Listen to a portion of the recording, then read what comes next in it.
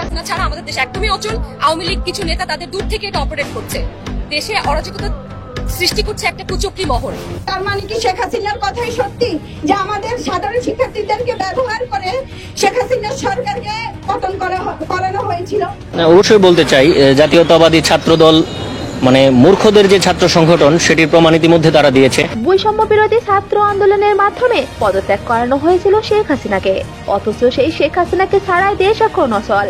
রীতিমতো শেখ হাসিনাকে দেশে ফিরিয়ে আনতে দেশের বিভিন্ন জেলায় চলছে বিক্ষোভ মিছিল।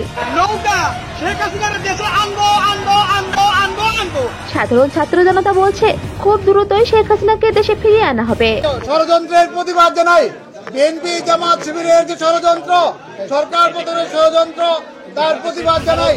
এদিকে এক টেলিফোন বার্তায় শেখ হাসিনা জানিয়েছেন তিনি এখনো পদত্যাগ করেনি। হয়নি, আমি কিন্তু এখনো বাংলাদেশে কনস্টিটিউশনাল ইলেক্টেড প্রাইম মিনিস্টার। ক্ষমতা দখল সে তো জবরদখল। বৈষম্য বিরোধী ছাত্র আন্দোলনের এক সমন্বয়ক জানিয়েছেন যারা শেখ হাসিনার পতনে কাজ করেছিল তারা তাদের স্বার্থসিদ্ধির জন্য কাজ করেছে, যা শেখ হাসিনা আগেই বলেছিল। ছাত্র জনতা দেশ ধ্বংসের মূলে দায়ী করেছে সমন্বয়কদের। তাদের রাজনৈতিক দল গঠন নিয়েও মোটেও খুশি নয় ছাত্র জনতা। এতক্ষণ সাথে থাকার জন্য ধন্যবাদ। চ্যানেলটি সাবস্ক্রাইব করে আলো টিভি নিউজের সাথেই থাকবেন।